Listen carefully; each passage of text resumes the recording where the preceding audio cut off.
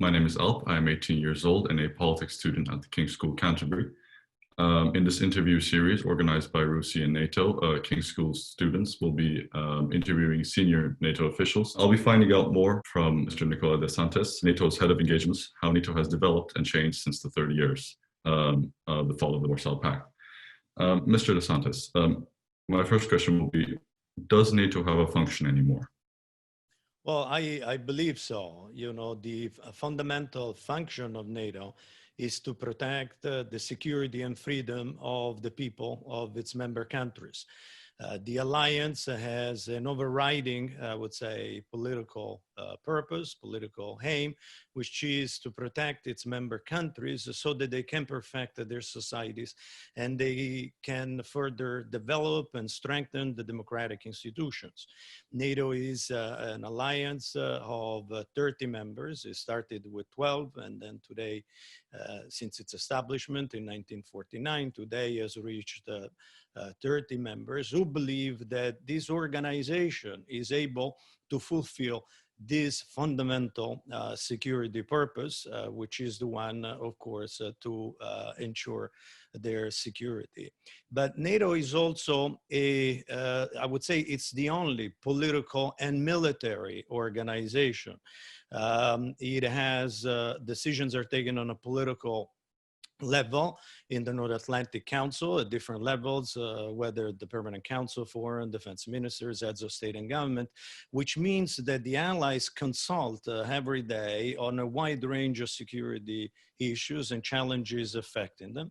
But NATO is a particular intergovernmental organization because in addition to a political head, a political decision-making body, it also has military structures which are able, in case of need, to project a military force, be it for the defense of its members or for crisis management. And today, we have a variety of security challenges and threats which affect the security of our members. And the fact that the new members, the last one last March, Northern Macedonia, continue to seek NATO membership and the possibility through it to work together with other countries through a multilateral and cooperative approach to security to deal with the challenges and threats which affect them testifies of the fact that NATO still has an important role to play for its members and for the peoples. After all, NATO NATO defends a wide population through these 30 members, which is now amounting with about 1 billion people. And as NATO has expanded, particularly towards the east and including former Warsaw Pact countries, has the objective changed from defending its former member states against the possible threat that might be posed from the Warsaw Pact to a more humanitarian effort? Well, I think we need to put this in context. First of all, the Warsaw Pact doesn't exist any longer. And since November 1991, the Rome summit, NATO has dramatically transformed. It has undergone a major post-Cold War transformation in order to adapt to the change, the security circumstances in Europe, but I would also say on the broader international security sphere. In November 1991 at the Rome summit, NATO did something historical. It revised its strategic concept, which up until that moment had been a highly secretive document, and it made it public. It launched through this new security concept an approach, which is an approach to security, which is an inclusive approach. NATO didn't want to marginalize anybody, and it wanted to build a new security order in Europe with the contribution of all countries. Now, since the beginning, NATO included in this new security equation that they tried to build, not only the emerging security, the emerging democracies from Central and Eastern Europe, which, of course, were looking into establishing democratic states.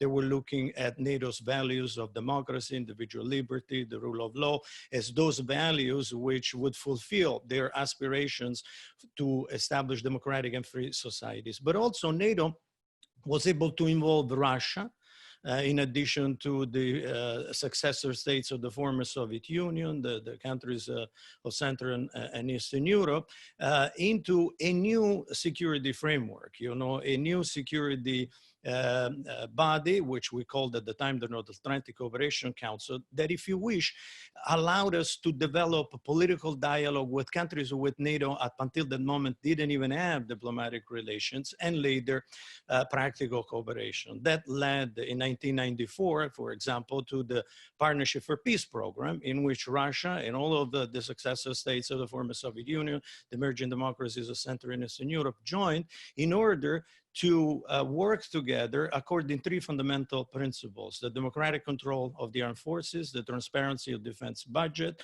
and the interoperability, the possibility that these countries would train together with NATO, so that if one day security challenges that would affect all of them could be dealt with together. And we did that in Bosnia.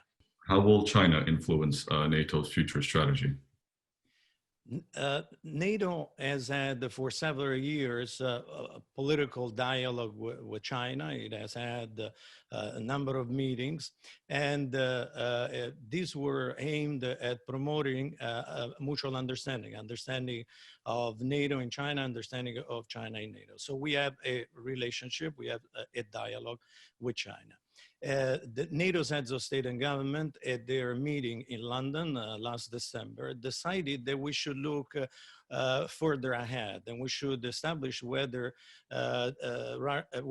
China represents an opportunity or a challenge. Now, we have to take into account the fact that China is going to become soon the first world economy. It's already the second country in terms worldwide of defense budget. It has developed security technologies going from hypersonics to gliders in the last 5 years. It has also, built a navy, added 80 ships to its navy, which means power projection. So there are questions out there. NATO wants to, however, understand better and the role that China will play on the international scene, especially in the security sphere. But we also want to build constructive relations with China, because, as we have always said, in all of the three strategic concepts that we revised through the end of the Cold War, we wish to build friendly relations with all states. Thank you. What will be the role of the youth within NATO countries and for NATO? Well, young people are the successor generations. They are those who will be the future leaders in not only NATO countries, but also in the countries in which NATO enjoys a partnership. So for us, it's a priority target audience, I would say. That is why we want to promote a better understanding, a correct understanding of NATO's policies and goals among young people, especially those interested in security and defense. And because security and defense will affect their lives for many years to come, we are now multiplying a number of programs of engagement with young audiences. And that's why we welcome the opportunity to do this with you today through the program of modern deterrence and defense. There has been an increase in what could be dubbed as gray zone threats from non-state actors. What will be the strategy of NATO to deter these threats? Well, NATO, today's threats are transnational, multifaceted in character. We go from the proliferations of weapons of mass destructions and their delivery means to international terrorism, to the proliferation of small arms and light weapons, which destabilizes also partner countries to NATO, because NATO has a broad range of partners. And what we do, we try to promote a cooperative approach to security with our partners on one end, which means to reinforce, to make the countries and their defense establishment more resilient vis-a-vis the threats that they face. In other words, we're trying to share this multilateral and cooperative approach to security with them. But NATO has three core security tasks, functions, I would say. The first one is, deterrence and defense, and therefore we need to maintain an adequate means of defense capabilities. But we also have, of course, crisis management as a core security task, which means that NATO develops capabilities also flexibly integrating other countries in cases in which we need to project military power to create security and stability, like we did in Bosnia, like we did in Kosovo, Afghanistan, and also in Libya. Thank you. As a founding member, the US has been very important for NATO throughout its 71 years of existence. Is US leadership necessary for NATO to be effective?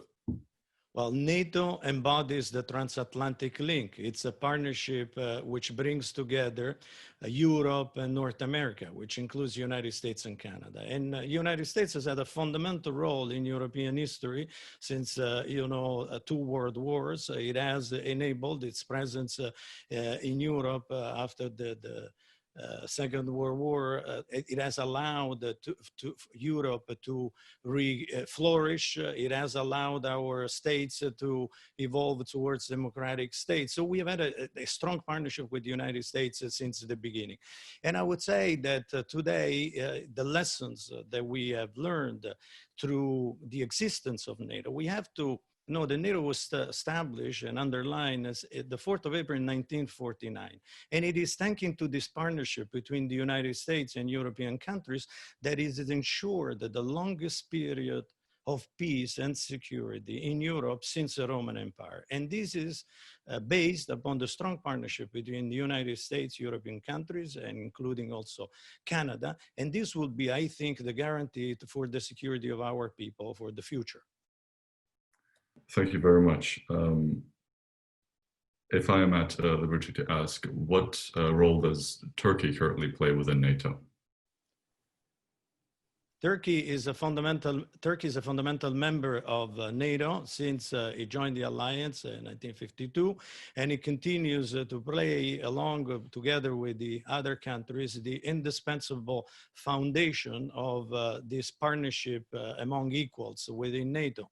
Decisions are taken by consensus. Each member is fundamental to discuss issues of common concern with the idea to come to a common agreement and possibly also common action. So all of the members are fundamental. Turkey has undergone a number of security challenges, especially at its borders. It has war at its borders, and nobody should doubt the resolve of the allies to protect Turkey in case of need. So would it be safe to say that the 71st birthday that NATO celebrated this year is a milestone on the way to the 100th? Well, I would say it is for the reasons that I tried to explain before. NATO has had a fundamental purpose, as I said, throughout its history, which is to protect its member countries so that they could improve and perfect their societies. That remains the same. But NATO has a fundamental element which has been to internationalize security. It has promoted a multilateral and cooperative approach to security, which has a multiplying effect to all of its members. Thanking to NATO, thanking to this organization, to the common practices, to its political and military means, countries can achieve in security terms for their people much more than they would ever be able to achieve alone. And that's, I think, the essence of why NATO is still needed and why NATO will be needed for a long time. Mr. de Santis, thank you very much for your time. Thank you very much.